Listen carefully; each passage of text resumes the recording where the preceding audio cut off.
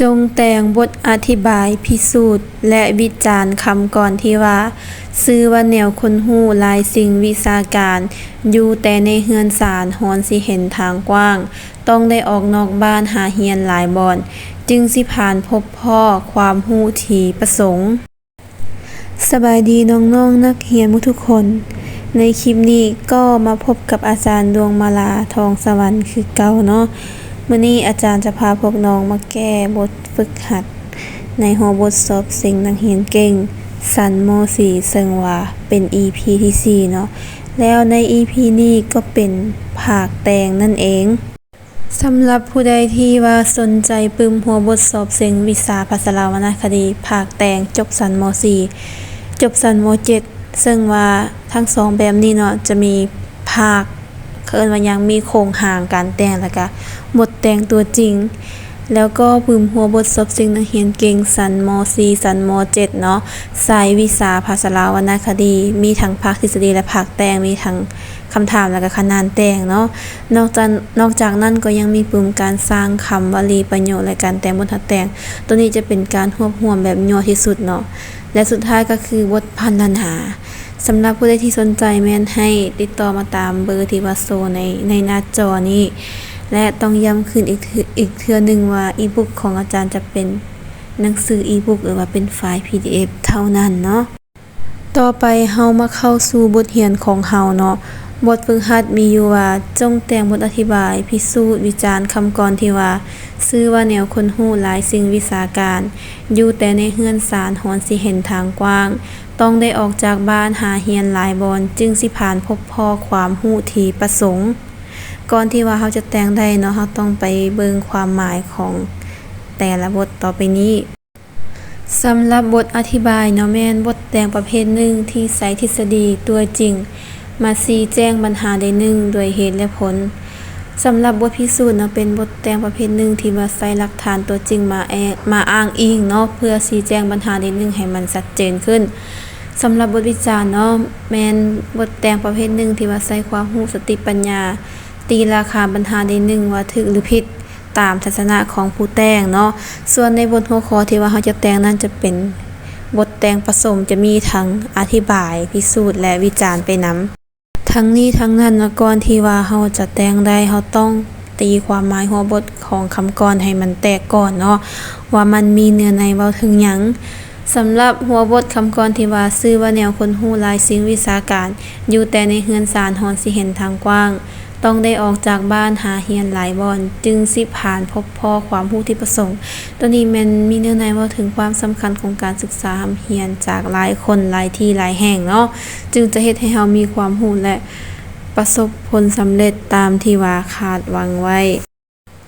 สำหรับโครงหางบทแต่งอธิบายพิสูจน์วิจารณ์เนาะคล้ายคือกับบทประเภทอื่นๆเนาะมันมีอยู่3ภาคส่วนคือตั้งปัญหาแก้ไขปัญหาและสรุปปัญหาบัดนี้เฮามาเบิ่งโครงหางการแต่งบทอธิบายพิสูจน์วิจารณ์คำกรที่ว่าชื่อว่าแนวค้นฮู้หลายสิ่งวิชาการอยู่แต่ในเรือนศาลฮอนสิเห็นทางกว้างต้องได้ออกนอกบ้านหาเรียนหลายบ่อนจึงสิผ่านพบพ่อความรู้ที่ประสงค์ข้อก่อนตั้งปัญหาเฮาต้องเว้าถึงบทบาทความสำคัญและคุณประโยชน์ของการสอบรู้ความเรียนเพื่อพัฒนาตนเองสังคมและประเทศชาติโดยย่อเนาะหลังจากนั้นเฮาก็เขียนหัวบทคืนวันนี้แก้ไขปัญหา1เนาะคนฮู้แม่นคนแนวใดให้อธิบายเนาะคนฮู้อาจแม่นคนที่ร่ำเรียนมีแบบแผนการดำรงชีวิตที่ว่าเป็นประโยชน์2คนฮู้หลายสิ่งวิชาการแม่นแนวใดเนาะอธิบายพิสูจน์ตัวนี้อาจจะหมายถึงผู้ที่มีความรู้มีวิชาการที่แน่นอนหรือว่ามีวิชาเฉพาะมีใบยังยืนมีใบประกาศและก็ต้องใส่ความรู้นั้นในการประกอบอาชีพ3เป็นหยังจึงว่าอยู่แต่ในเรือนศาลฮอนสิเห็นทางกว้างอธิบายวิจารณ์เนาะเฮาอยู่เรือนศาลเฮาก็อาจจะมีความรู้แต่ว่าความรู้ของเฮามันบ่ทั่วถึงมันมีจำกัดแล้วก็การแสดงออกเนาะคนที่ออกจากบ้านซอกหาเรียนหลายบ่อนแม่นแนวใดตัวนี้ให้อธิบายพิสูจน์คือกันเนาะอาจจะซอกหาความรู้ประสบการณ์ที่ว่ากว้างขวางเนาะแล้วก็ออกจากบ้านเพื่อไปหาเรียนหลายบ่อนจะให้เฮามีความรู้ตามที่เฮาประสงค์เนาะข้อที่5เนาะอยากเป็นคนที่มีความรู้ความสามารถเฮาต้องเฮ็ดแนวใดให้อธิบาย แล้วสุดท้ายเนาะก่อนปิดก็คือเป็นการเขียนหัวบทอัดถ่ายก่อนที่ว่าจะเข้าสู่สรุปปัญหาวันนี้สรุปปัญหาเนาะสั่งรวมความสำคัญและคุณประโยชน์ของการซอกฮู้หำเหียนคืนโดยย่อแนะนำเชิญชวนให้ซอกฮู้หำเหียนแสดงความคิดเห็นแล้วก็เขียนหัวบทอัดถ่ายเนาะอันนี้จะเป็นโครงสร้างของการแต่งบทอธิบายพิสูจน์คำกรในหัวข้อตัวนี้ต่อไปจะเป็นบทหัดแต่งตัวจริงเนาะบทอธิบายพิสูจน์วิจารณ์คำกรที่ว่าชื่อว่าแนวคนฮู้หลายสิ่งวิชาการอยู่แต่ในเฮือนศาลฮอนสิเห็นทางกว้างต้องได้ออกนอกบ้านหาเฮียนหลายบอนจึงสิผ่านพบพ่อความฮู้ที่ประสงค์คนเฮาถ้าอยากมีความรู้ความสามารถหอบด้านต้องได้ศึกษาเรียนรู้หลายสิ่งหลายอย่างต้องเรียนรู้ทั้งในโรงเรียนบ้านเมืองของตนและบางครั้งก็ต้องออกไปเรียนรู้ต่างบ้านต่างเมืองของตนเองเพื่อนำเอาความรู้นั้นมาพัฒนาตนเองครอบครัวสังคมและประเทศชาติได้ดังคำกรที่ว่าชื่อว่าแนวคนฮู้หลายสิ่งวิชาการอยู่แต่ในเฮือนศาลหอนสิเห็นทางกว้างต้องได้ออกนอกบ้านหาเฮียนหลายบอนจึงสิผ่านพบพ่อความฮู้ที่ประสงค์คนฮู้แม่นคนที่ได้ร่ำเรียนมีแบบแผนการดำรงชีวิตที่เป็นประโยชน์เป็นคนที่มักเรียนรู้สิ่งใหม่ๆมักพัฒนาตัวเองอยู่ตลอดเวลาส่วนคนฮู้หลายสิ่งวิชาการเนาะแม่นผู้ที่มีความรู้และวิชาการแน่นอนในสายวิชาเฉพาะใดหนึ่งโดยมีใบยั่งยืนใบประกาศตัวอย่างว่าคนที่มีความรู้ในด้านการออกแบบผู้นั้นก็สามารถไปเรียนเกี่ยวกับการออกแบบเพื่อศึกษาหาความรู้เกี่ยวกับการออกแบบให้ลึกซึ้งและเรียนให้รู้ละเอียดพร้อมนั้นก็ต้องมีความคิดสร้างสรรค์เรียนให้เก่งกว่าเก่าเรียนให้เก่งตื่มกว่าเก่าแล้วเมื่อเรียนไปแล้วต้องรู้จักใช้ความรู้ความสามารถประสบการณ์นั้นมาประกอบสร้างหาเวียกเฮ็ดงานทำเพื่อหาเลี้ยงชีพให้กับตนเองแล้วคำที่ว่าอยู่แต่ในเฮือนศาลหอนสิเห็นทางกว้างหมายความว่าคนที่อยู่แต่เฮือนแต่บ้านก็อาจจะมีความรู้แต่มีความรู้ที่จำกัดบ่กล้าแสดงออกเพราะยังขาดประสบการณ์ขาดการเรียนรู้บ่ทันสมัยคือกับคนอื่นเวลาไปอยู่สถานที่อื่นก็ยากที่ว่าจะเอาตัวรอดเพราะบ่ค่อยฉลาดและขาดไหวพริบดังนั้นเฮาเกิดมาเป็นคนบ่ควรที่จะย่ำอยู่กับที่ควรที่จะมีความกระตือรือร้นในการซอกฮู้ร่ำเรียนนำหมู่ครูพ่อแม่ครูอาจารย์และต่างบ้านต่างเมืองของตนส่วนคนที่ออกจากบ้านซอกหาเรียนหลายบ่อนแม่นคนที่ซอกหาเรียนหลายบ่อนเพราะจะเฮ็ดให้เฮามีความรู้ความสามารถ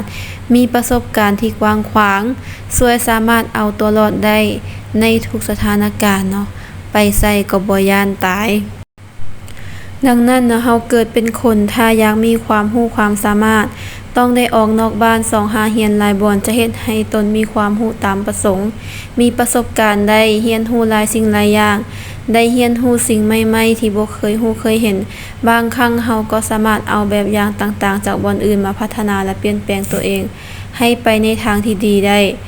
ตัวอย่างคนผู้หนึ่งที่อยู่แต่บ้านตัวเองเนาะพ่อแม่พาเฮ็ดแต่ไร่แต่นาแต่สวนในการเลี้ยงชีพแต่เมื่อออกจากบ้านไปเรียนต่อและไปเรียนวิถีชีวิตของคนอื่นที่เขาค้าขายแล้วรวยเฮาก็สามารถนำเอาแนวคิดและวิธีการขายของเขาเนาะมาประยุกต์ใช้ในการค้าขายหารายได้ให้กับตัวเฮาได้แบบนั้นเฮาจึงจะได้ดังที่เฮาหวังไว้นั่นก็แสดงให้เห็นถึงการแสวงหาความรู้หลายที่หลายแห่งดังนั้นเฮาอยากเป็นคนที่มีความรู้ความสามารถต้องตั้งใจศึกษาเรียนให้เก่งพัฒนาตัวเองอยู่ตลอดเวลาเรียนรู้สิ่งใหม่ๆดังคำกรที่ว่าชื่อว่าแนวคนรู้หลายสิ่งวิชาการอยู่แต่ในเฮือนศาลหอนสิเห็นทางกว้างต้องได้ออกจากบ้านหาเรียนหลายบ่อนจึงสิผ่านพบพ่อความรู้ดังประสงค์ผ่านการอธิบายพิสูจน์วิจารณ์มาครั้งนั้นได้แสดงให้เราเห็นว่าการส่องรู้ร่ำเรียนจากหลายแห่งหลายคนและเรียนรู้จากผู้คนหลายแบบเป็นสิ่งที่สำคัญและจำเป็นต่อพวกเราดังนั้นพวกเราทุกคนต้องตั้งใจศึกษาเรียนให้เก่งทั้ง ทั้งในและนอกโรงเรียนเรียนทั้งในสังคมของตัวเฮาเองและสังคมของคนอื่นเพื่อนำเอาความรู้เหล่านั้นมาพัฒนาตนเองครอบครัวสังคมและประเทศชาติให้เจริญรุ่งเรืองขึ้นเรื่อยๆไปดังคำกลอนที่ว่าชื่อว่าแนวคนรู้หลายสิ่งวิชาการอยู่แต่ในเรือนศาลหอนสิเห็นทางกว้างต้องได้ออกนอกบ้านหาเรียนหลายบ่อนจึงสิผ่านพบพ่อความรู้ที่ประสงค์เนาะผ่านไปนั่นก็เป็นการแต่งบทอธิบายพิสูจน์วิจารณ์ผสมเข้าร่วมกันสำหรับผู้ใดที่ว่าสนใจเนาะมีหยังที่ว่าอยากจะให้อาจารย์แต่งหรือว่าถามเนาะแม่นสามารถคอมเมนต์มาได้ท้ายนี้อาจารย์ก็ขอฝากทุกคนที่เข้ามาเบิ่งคลิปนี้เนาะกดไลค์กดแชร์และกดติดตามให้อาจารย์แด่แล้วพบกันใหม่ในคลิปต่อไป